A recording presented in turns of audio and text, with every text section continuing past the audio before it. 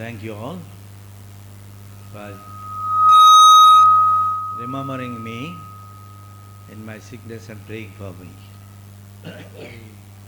మీరందరూ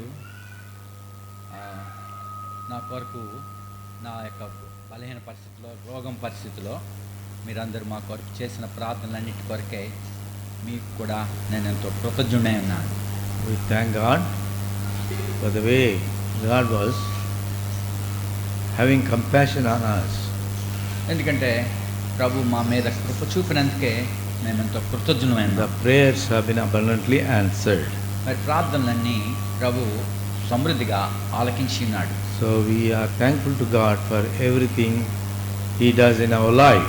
మన జీవితంలో ప్రభు సమ్మతించేటువంటి అన్ని విషయాలపై మేము కృతజ్ఞులమై ఉన్నాం. Because ఎందుకనగా He takes care of us in all circumstances. మా విషయంలో ప్రభు ఎంతో బాధ్యత వహించి ఉన్నాడు. And do not know what purpose He has extended our life in this world. ఈ లోకంలో ఇంకా మా జీవితాన్ని పొడిగించినందు గురించిన ఉద్దేశమేమో మేము ప్రభు ఉద్దేశించిన ఉద్దేశం మనకు తెలియదు. Yet He will reveal Himself at the right time to so that He may be and the body of Christ may be edified. మరి ఎందుకంటే ప్రభు యొక్క సంఘము క్షేమాభివృద్ధి క్రీస్తు శరీరం క్షేమాభివృద్ధి పొందుటకై ప్రభు సమస్తం చేయుచున్నాడు. There are many things when God extends our life, His thoughts are very high. మరి మన జీవితాన్ని ఇంకా పొడిగించట్లో దేవుని యొక్క ఉద్దేశములు మన ఏళ్ళలో ఎంతో ఉన్నతమైనవి. Many times we don't understand. అనేక సార్లు మనకు గ్రహించుకోలేము. But God is so gracious, even when we are not able to understand His eternal purposes in our life, He takes care of us. మన జీవితంలో దేవుని యొక్క నిత్యమైన సంకల్పములు మనకి ఎరగకపోయినప్పటికీ ప్రభు మన విషయమై బాధ్యత వహించున్నాడు. And He will take care in the future also. మరి భవిష్యత్తులో కూడా ఆయన మనల్ని గురించి బాధ్యత వహించువాడు. As we are gathered today to worship the Lord, మరి ప్రభుని ఆరాధించుటకై as we are gathered here, మనం ఇక్కడ కూడుకుని ఉన్నాము.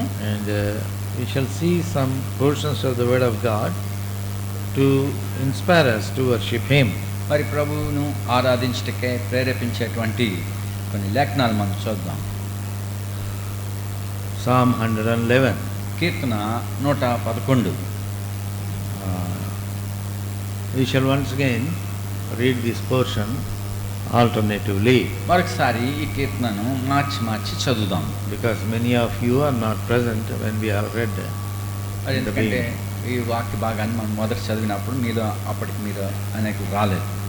So let us once again read prayerfully and unitedly every word expressed at a time by all of us. మరి మరొకసారి ఇదే లేఖనాన్ని మనం అందరము మరి ఏకంగా ఒకే మాటని ఒకే సమయంలో అందరు పలికేటట్టుగా మార్చి చదువుకున్నాం. 111. యెహోవాను స్తుతించుడి, యథార్థవంతుల సభలోను సమాజములోను పూర్ణ హృదయంతో నేను యెహోవాకు కృతజ్ఞతాస్తుతులు చెల్లించెదను. The works of the Lord are great, sought out among them that have pleasure in them. ఆయన కార్యము మహిమా ప్రభావం గలది, ఆయన నీతి నిత్యము నిలకడగా ఉండును.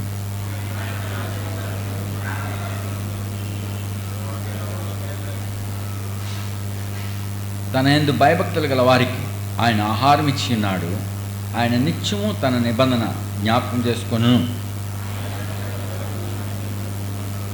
May give them the heritage of the heathen. ఆయన చేతి కార్యములు సత్యమైనవి, న్యాయమైనవి, ఆయన శాసనములన్నీ నమ్మకమైనవి. They stand fast forever and ever, are done in truth and uprightness. ఆయన తన ప్రజలకు విమోచనము కలగజేయవాడు, ఆయన నిబంధన ఆయన నిత్యముగా ఉండ నిర్ణయించువాడు, ఆయన నామము పరిశుద్ధమైనది, పూజింపదగినది. Fear of the Lord is the beginning of wisdom. A good understanding have all they that do His commandments. His praise endureth forever. May the Lord bless the portion of reading and prepare us to worship Him in spirit and in truth. మరి మనం చదివిన లేఖనాన్ని ప్రభు మన కొరకు ఆశ్రయించి మరి ఆత్మతోను సత్యంతోను మనం దేవుని ఆరాధించటకే ప్రేరేపించినట్లు ప్రార్థిస్తాం. Shall we pray? ప్రార్థించుదాం. Our loving Heavenly Father, ప్రేమగల పరలోక తండ్రి, In the highly exalted name of our Lord and Savior Jesus Christ, we thank Thee for this great day. Thou hast granted us unto us, who are unworthy creatures, to come into Thy presence to worship Thee. ప్రభా నియోగ్రమైన మమ్మలను ప్రభా మరి నీ సన్నిధిలో మమ్మల్ని ఆరాధించటకై మమ్మల్ని సమకూర్చినందుకే ప్రభా నీకు వందనాలు చెల్లిస్తున్నాము. We thank Thee for the grace Thou hast granted unto us, keeping us healthy. Keeping us healthy. Yes. మమ్మలను ఆరోగ్యవంతముగా మీరు భద్రపరిచినందుకే నీకు కృతజ్ఞత చెల్లిస్తున్నాము. Now, Lord, pray that Thou mayst take charge of the word which has been inspired and speak to us to revive us to worship Thee. ప్రభా మిమ్మల్ని ఆరాధించటకై నీ వాక్యం ద్వారా మమ్మల్ని ఉజ్జింపు చేయుటకై మరి మాతో మాట్లాడమని అడుగుతున్నాం. Lord, every one of us may be touched by Thy Spirit. నీ ఇక్కడ ఉన్న వారందరూ నీ ఆత్మ ద్వారా ప్రతి ఒక్కరూ దర్శించబడినట్లుగా చేయము. Those who are not born again, they may be also understand and have the fear of the Lord in the presence of God. ప్రభు ఎవరైతే తిరిగి జన్మించలేదో వారు కూడా మరి నీ యొక్క భయభక్తులు నేర్చుకుంటకు గ్రహించుకుంటకు వారికి కూడా సహాయం చేయమని అడుగుతున్నాం. We bring ourselves under the precious blood of the everlasting covenant. మరి ఒకసారి మమ్మలను నిత్య నిబంధన రక్త ప్రోక్షణకి తెచ్చుకుంటున్నాం. And Lord, bind the activities of the enemy by faith. విశ్వాసంతో అంధకార శక్తులను బంధిస్తున్నాం. Our weak bodies may not be a hindrance to minister to Thee. ప్రభా మా బలహీనమైన శరీరాలు నీ పరిచయం చేయుటకు ఏ విధమైన ఆటంకం లేకుండా చేయము. Keeping us very much close to Thy heart, we minister Thy word to Thy people. నీ మనసునకు మేము బహు సమీపంగా ఉండి నీ పరిచయం చేయుటకు మమ్మలను సిద్ధపరచమని అడుగుతున్నాం. We pray with thanksgiving in the name of our Lord and Savior Jesus Christ. కృతజ్ఞతాస్తుతులు చెల్లిస్తూ మా ప్రియ రక్షకుడు యేసుక్రీస్తు వారి నామమున ప్రార్థిస్తున్నాం తండ్రి. Amen. ఆమేన్.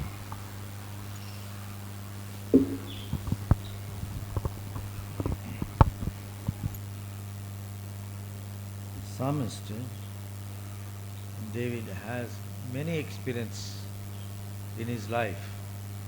కీర్తనకర్త దావీదు తన జీవితంలో అనేక అనుభవాలు కలిగి ఉండినాడు. And going through his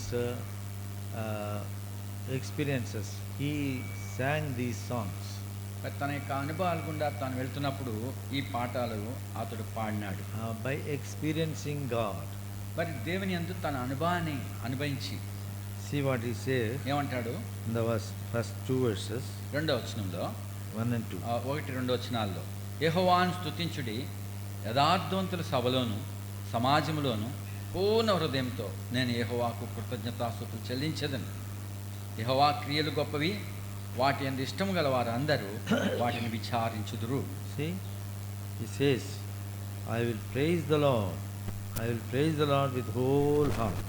ఇక్కడ అంటున్నాడు చూడండి, నేను యెహోవాను స్తుతిస్తాను. ఎలాగా? పూర్ణ హృదయంతో యెహోవాకు కృతజ్ఞతాస్తుతులు చెల్లించేదని. The works of the Lord are great, sought out of all them that have pleasure therein. యెహోవా క్రియలు గొప్పవి, వాటి యందు ఇష్టము గల వారందరూ వాటిని విచారించుదురు. So those who have this kind of experience in their life, ఎవరికైతే ఇలాంటి అనుభవాలు తమ జీవితంలో ఉంటాయో they will be praising God. వారు దేవుని స్తుతిస్తుంటారు. Not only on Sundays, ఆదివారం మాత్రం కాదు, but every moment of their life, తమ జీవితంలో ప్రతి క్షణము they feel the presence of God being with them and leading them. దేవుడు వారితో ఉన్నట్టుగాను వారిని నడిపిస్తున్నట్టుగాను వారు అనుభవిస్తూ ఉంటారు. So that's how God takes charge of His people and gives them comfort in all circumstances. ఆ విధంగా దేవుడు తన ప్రజలను తమ జీవితంలో వారి అన్ని విషయాల్లో సౌఖ్యవంతంగా నడిపిస్తుంటాడు. And His work is honorable, third verse, 3వ వచనంలో and glorious. ఆయన కార్యము మహిమా ప్రభావం గలది. See, His works in everyone's life. ఆయన ప్రతి వారి జీవితంలోనూ పనిచేయగలడు. His works are honorable. ఆయన కార్యములు గౌరవనీయమైన మహిమా ప్రభావం గలవి. So we need to understand. Many times we don't understand. మనం ఈ విషయాలు గ్రహించాలి. అనేకసార్లు మనం గ్రహించలేకుండా ఉంటాం. We think it has come into our life by chance. మనం అనుకుంటాం ఏదో మన జీవితంలో అలా జరిగింది అనుకుంటాం. But it's not that. అలా కాదు. Unless God allows certain circumstances in our life, మన జీవితంలో కొన్నింటిని ప్రభు అనుమతిస్తే తప్ప it won't come to us. అవి మనకి సంభవింపవు. Any circumstance. ఏ పరిస్థితి అయినా. So we need to be thankful for the Lord in every situation. అన్ని పరిస్థితుల్లో మనం దేవునికి కృతజ్ఞత చెల్లించాలి. So a true child of God will go on praising God throughout his life. మరి నిజమైన దేవుని బిడ్డ తన జీవితం అంతట్లో దేవుణ్ణి ఆరాధిస్తూ ఉంటాడు. Because God is with us. God ఎందుకంటే- is with them. మరి ఎందుకంటే దేవుడు వారితో కూడా ఉన్నాడు. And he leads them. He leads them. ఆయన వారిని నడిపిస్తూ ఉంటాడు. When we see the life of Shadrach, Meshach and Abednego, Shadrach Meshach Abednego జీవితాల్లో చూసినప్పుడు they stood for the Lord. వారు ప్రభు నిమిత్తమై నిలబడినారు. And they stood for the Lord and they were ready to take any problem in their life for the sake of the Lord. మరి ప్రభు నిమిత్తమై తమ జీవితంలో ఏమి సంభవించినప్పటికీ వారు అనుమతించుకుని ఉన్నారు. So because of that, they glorified the name of the Lord. అందుని బట్టి వారు దేవుని మహింపరచగలిగినారు. They trusted in the Lord వారు ప్రభునందు నమ్మకించారు. and they did marvelous things. వారు ఆశ్చర్యకార్యాలు చేయగలిగారు.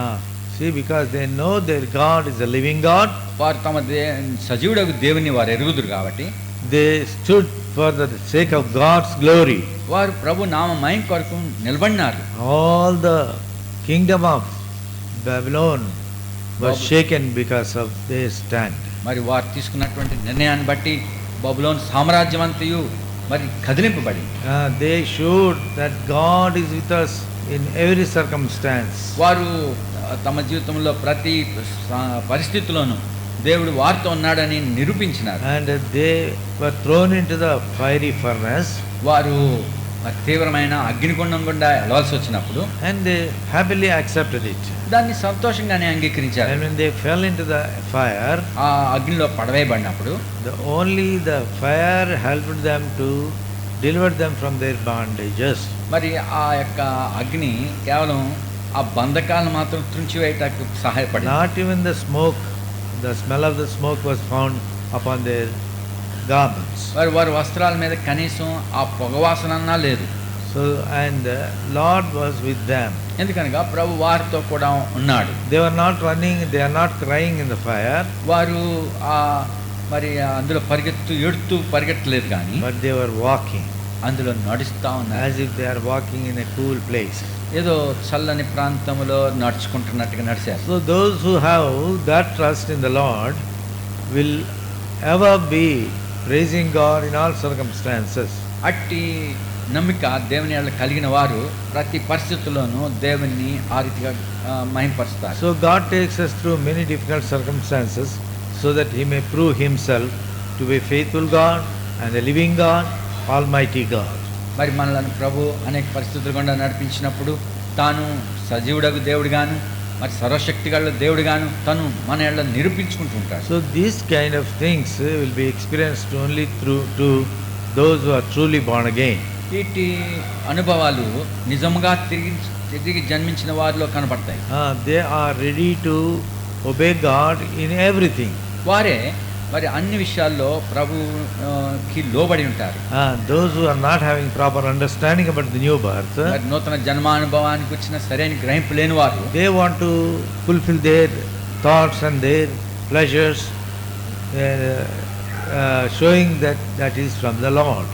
మరి వాళ్ళు తమ సొంత అభిప్రాయములు ఆలోచనలు వారు తమ జీవితాల్లో చూపించాలనుకుంటారు. Because their minds are carnal minds. ఎందుకనగా వారి మనసులు శరీర సంబంధమైనవి. So carnal inspirations, they think it is God's. మరి ఆ యొక్క శరీర సంబంధమైన ప్రేరేపణలు They are from God. They think that they are from శరీర సంబంధమైన ప్రేరేపణలు అవి అనుకుంటారు వాళ్ళు అవి దేవుని యొద్ద నుండి వచ్చినాయి తమకు అనుకుంటారు. So we see in the book of Isaiah chapter 26 verse 13. మరి యెషయా గ్రంథము 26వ అధ్యాయం 13వ వచనంలో మనం చూస్తే What we read there? ఏమంటున్నాడు? యెషయా గ్రంథం 26:13 యెహోవా మా దేవ నీవు గాక వేరు ప్రభులు మమ్మల్ని ఏలిరి. So what he says? ఏమంటారు? Besides thee, other gods ruled over us. నీవు గాక వేరు ప్రభులు మమ్మల్ని ఏలిరి. Who are those ప్రభులు? ఎవరు ఆ ప్రభులు? Our will and wishes and our love of the world. మన సొంత ఇష్టములు మనం కోరుకునేవి ఈ లోక సంబంధమైన వాంఛలు ఇవే ప్రభు. When we don't get them, మనం వాటిని పొందలేకపోతే then we even leave trusting in the Lord. మనం ప్రభునే విడిచిపెట్టేసేటువంటి నమ్మక విడిచిపెట్టేసే వాళ్ళగా ఉంటాం. So these are the things of the carnal minded persons.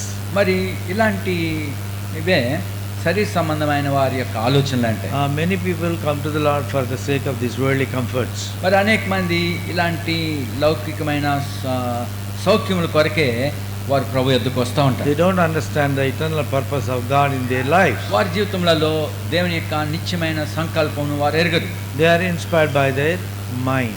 వారి యొక్క సొంత మనసులతో ప్రేరేపింపబడుతుంటారు. And they are inspired by the flesh.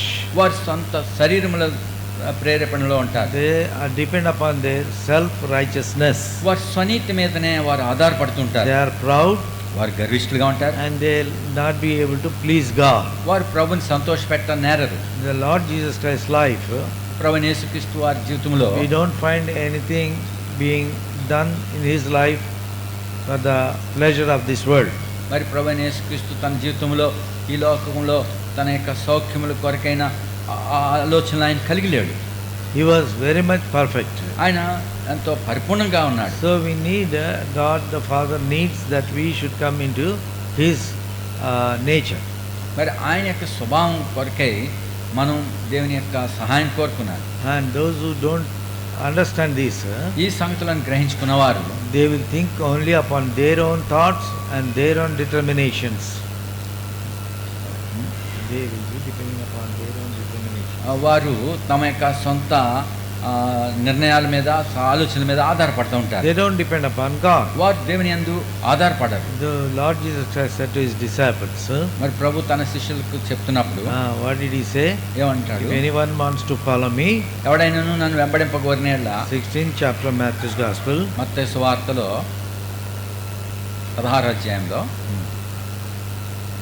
18th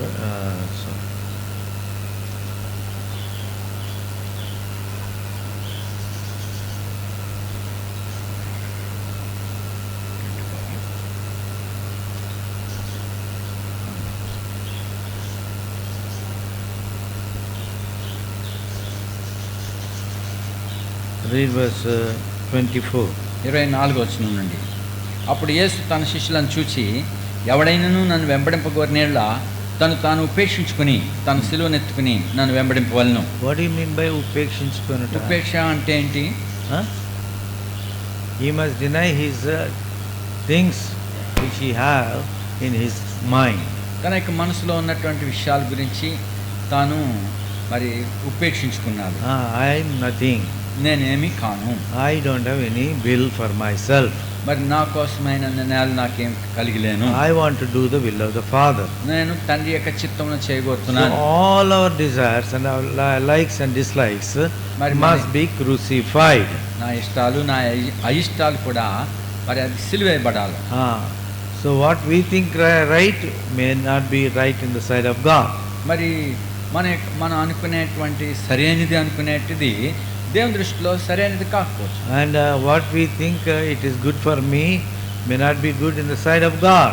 నాకు మంచిది అనుకున్నది దేవుని దృష్టిలో మంచిది కాకపోవచ్చు. Whatever God gives, it will have some disturbance in our life because we cannot agree with God's will.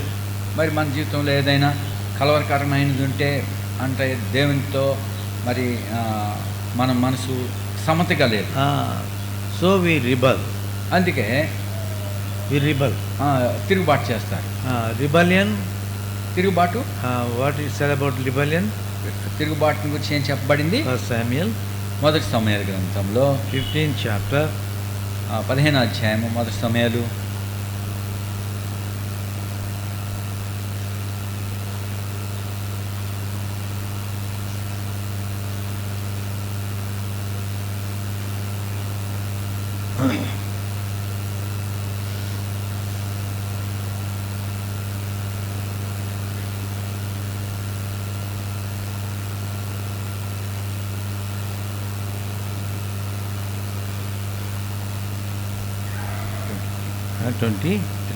Yes, read. 23 వచ్చు. తిరుగుబాటు చేయట సోద చెప్పుటాను పాపంతో సమానం. మూర్ఖతను అగుపరచట మాయా విగ్రహములను గృహదేవతలను పూజించుటతో సమానం. Murkhata. మూర్ఖత ఏంటి? What do you mean by murkhata? మూర్ఖత అంటే ఏమి? Huh? We want to do whatever we like. మనం ఏమనుకుంటున్నాం అది చేసేయటం. We don't want to listen to God. దేవునికి మనం వినాలనుకోము. We want to do what we like. Yeah? మనం In the position what God has given to us. దేవుడు మనకి ఇచ్చిన దాంట్లో మన ఇష్టాన్ని చేయాలనుకునేది. So this is what the activity was done by Saul the king. మరి ఇలాగన సౌలు జీవితంలో సంభవించింది. God said, ప్రభు అన్నాడు, go and destroy. మరి పోయి దాన్ని నాశనం చెయ్యి అన్నాడు. 3rd verse. 3వ వచనంలో 15th chapter 3rd verse. 15వ అధ్యాయం 2వ వచనం. సైన్యములకు అధిపతికి యెహోవా సెలవిచ్చింది ఏమనగా, అమాలేకులు ఇశ్రాయేలులకు చేసినది నాకు జ్ఞాపకమే. వారు ఐగుప్తులో నుండి రాగానే అమాలేకులు వారికి విరోధులై మార్గమందు వారి మీదకి వచ్చింది కదా. కాబట్టి నువ్వు పోయి కనికరింపక అమాలేకులను హతం చేయుచు పురుషులనేమి, స్త్రీలనేమి, బాలులనేమి, పసిపిల్లలనేమి, ఎద్దులనేమి, గొర్రెలనేమి, ఒంటెలనేమి, గార్ధబొమ్మలనేమి అన్నిటినీ హతం చేసి నాకు కలిగినదంతా బొత్తిగా పాడు చేసి అమాలేకులను నిర్మూలం చేయండి. So this is the list given by God, the duty given to Saul the king, and he did not listen to God. మరి రాజైన సౌలునకు దేవుడు అనుగ్రహించిన చేయవలసిన ఈ యొక్క జాబితాని చేయాలని ప్రభు ఆజ్ఞాపించిన దానికి సౌలు లోబడలేదు. See 7th verse. 7వ వచనం.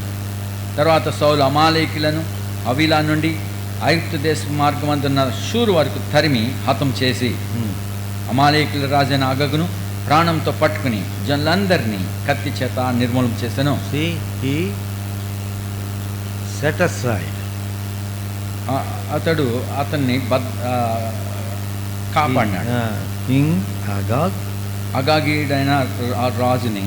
and then 9th verse. 9వ వచనంలో సౌలును అతని జనులను కూడి అగగును గొర్రెల్లోను ఎడ్లలోను త్రోవిన గొర్రె పిల్లలు మొదలైన వాటిలోను మంచి వాటిని నిర్మూలన చేయక కడగా నుంచి.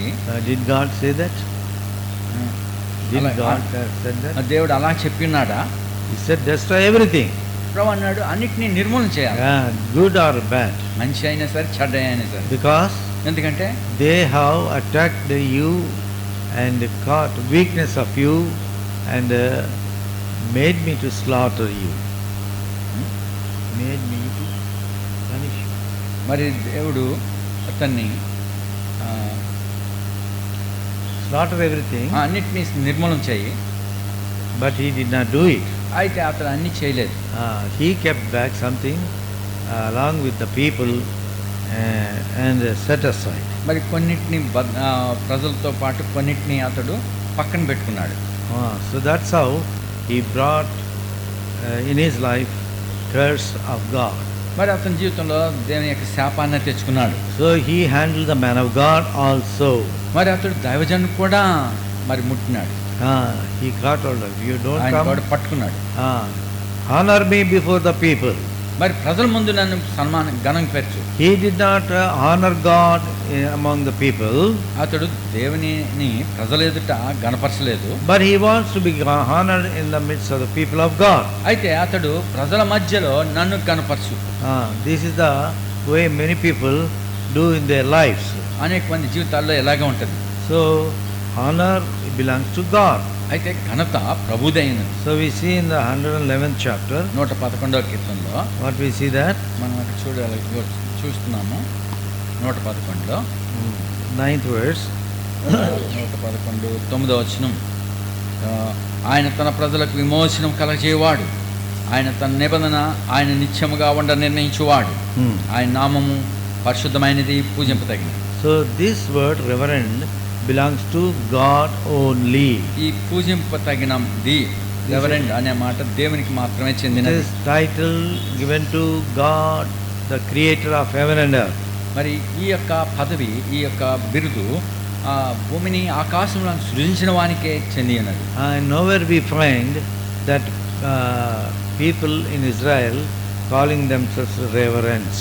కాబట్టి ఎక్కడ కూడా ఇశ్రాయేలీలు తమను తాము రెవరెండ్స్ లేక పూజింప తగిన వారు అని చెప్పుకోలేదు. In the New Testament, నూతన నిబంధనలో Lord Jesus Christ said, ప్రభువైన యేసుక్రీస్తు వారు "Ye అన్నారు, are brethren." మీరు సహోదరులే అన్నారు. So our title is only brothers and sisters. మన యొక్క బిరుదు ఏంటంటే సహోదర సహోదరీలు. Whether they are God servants or anybody as a believer. మరి విశ్వాసులుగా దేవుని సేవకులైనా ఎవరైనా సరే. So this thing which we have to understand and give glory to God are reverence in His presence. మరి ఈ విషయాలు మనం ఎరిగిన వారమే ఆయన సన్నిధిలో మనం ఆయనను పూజించాలి. We have to have that gratitude of worshipping Him. మనం ఆయన ఆరాధించుటకై అటువంటి కృతజ్ఞతాభావం మనం కలిగి ఉండాలి. So then we will have the true worship coming out of our lives. అప్పుడే మన జీవితంలో నిజమైన ఆరాధన బయటకు So వస్తుంది. those who have this kind of experience, ఈ అనుభవాలు ఎవరైతే కలిగి ఉంటారో they will be worshipping in the spirit and in truth. వారే ఆత్మయందును మరి యథార్థముగా ఆత్మయందును సత్యమునందు ఆరాధించగలరు. They will be ready to obey God, leaving their pleasures and their will and wishes. వారు తమ సొంత అభిప్రాయములను కోరికలను వారి సౌఖ్యాలను విడిచిపెట్టి వారు ప్రభుని ఆరాధిస్తారు. So let us worship the Lord having such kind of experience in our life. అటువంటి అనుభవములు మనం జీవితంలో కలిగి ప్రభుని ఆరాధించుదాం. Shall we go to worship the Lord? మనం ఇప్పుడు ప్రభుని ఆరాధించుదాం.